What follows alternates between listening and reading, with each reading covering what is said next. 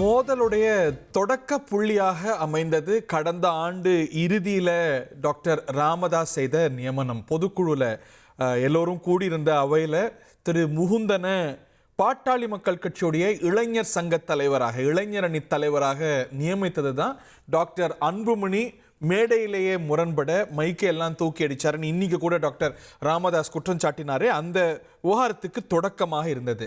திரு முகுந்தன் பரசுராமன் பதவியில் நீடிக்கிறார், இளைஞரணி தலைவர் பதவியில் நீடிக்கிறார் என்று சற்று நேரத்துக்கு முன்பாக கூட டாக்டர் ராமதாஸ் அறிவித்திருந்தார். இந்த நிலையில முகுந்தன் இப்பொழுது சொந்த காரணங்களுக்காக பாட்டாளி மக்கள் கட்சி இளைஞர் அணி தலைவர் பதவியிலிருந்து விலகுவதாக அறிவித்திருக்கிறார். அந்த கடிதத்தை படிக்கிறேன், நீங்கள் திரையில கூட பார்க்கலாம், எழுத்து சின்னதாக தான் நான் படிக்கிறேன். பாட்டாளி மக்கள் கட்சியின் இளைஞர் அணியான பாட்டாளி இளைஞர் சங்கத்தின் தலைவராக கடந்த 28/12/2024 நாளில் நான் நியமிக்கப்பட்டேன். சொந்த காரணங்களுக்காக அந்த பொறுப்பிலிருந்து விலகிக் கொள்கிறேன். மருத்துவர் ஐயா அவர்கள்தான் என்றென்றும் எனது குல தெய்வம். மருத்துவர் அன்புமணி ராமதாஸ் ஆகிய தாங்கள்தான் எங்கள் எதிர்காலம் என்ற உணர்வுடன் தொடர்ந்து கட்சி பணியாற்றுவேன் என்று உறுதியளிக்கின்றேன் அப்படின்னு அவர் பதிவு செய்திருக்கிறார். அந்த லெட்டரை நீங்கள் திரையில பார்க்கலாம். அந்த லெட்டரில் பா முகுந்தன் அப்படின்னு அவருடைய பெயர் இருக்கிறது. டாக்டர் ராமதாஸுடைய படமும் இருக்கிறது. அந்த லெட்டர் ஹெட்ல டாக்டர் அன்புமணி ராமதாஸ் அவர்களுடைய படமும் இருக்கிறது.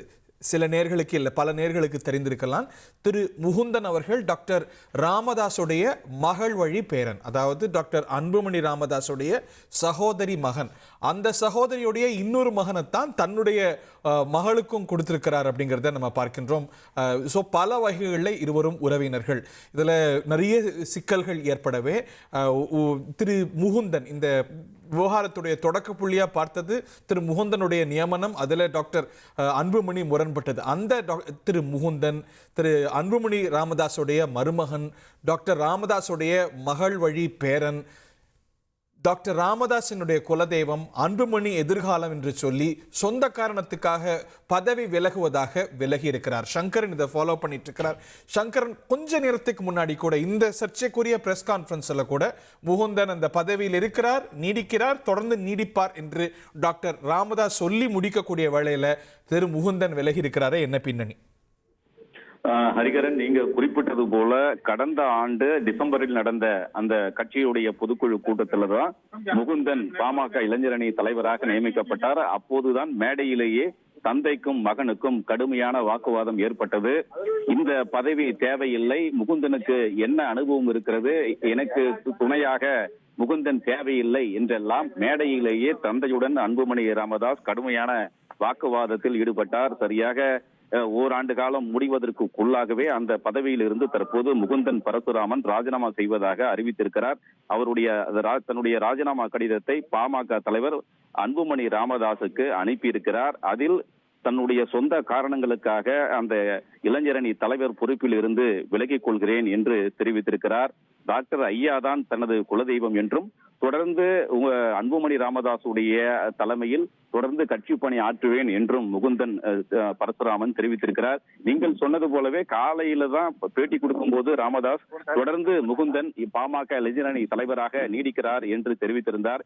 இந்த நிலையில் ஒரு சில மணி நேரத்திற்குள்ளாக என்ன நடந்தது, எதனால் முகுந்தன் ராஜினாமா செய்திருக்கிறார் என்ற பரபரப்பான விவாதங்கள் எல்லாம் கட்சியில் எழுந்திருக்கின்றன. ராமதாசுடைய ஆலோசனையின் பேரில் அவர் ராஜினாமா செய்தாரா அல்லது இவரே ராஜினாமா செய்தாரா என்றெல்லாம் பல்வேறு கேள்விகள் எழுந்திருக்கின்றன. பாமகவில் நடக்கக்கூடிய அடுத்தடுத்த பல்வேறு அதிர்ச்சிகரமான திருப்பங்கள் எல்லாம் கட்சி நிர்வாகிகள் மத்தியில், தொண்டர்கள் மத்தியில் மிகுந்த பரபரப்பை ஏற்படுத்தி இருக்கிறது. தற்போது அன்புமணி ராமதாசுடைய பதில் என்ன என்பதுதான் அனைவருடைய எதிர்பார்ப்பாக இருக்கிறது. ஹரிகரன், செய்திகளை உடனுக்குடன் தெரிந்து கொள்ள உடனே சப்ஸ்கிரைப் பண்ணுங்க.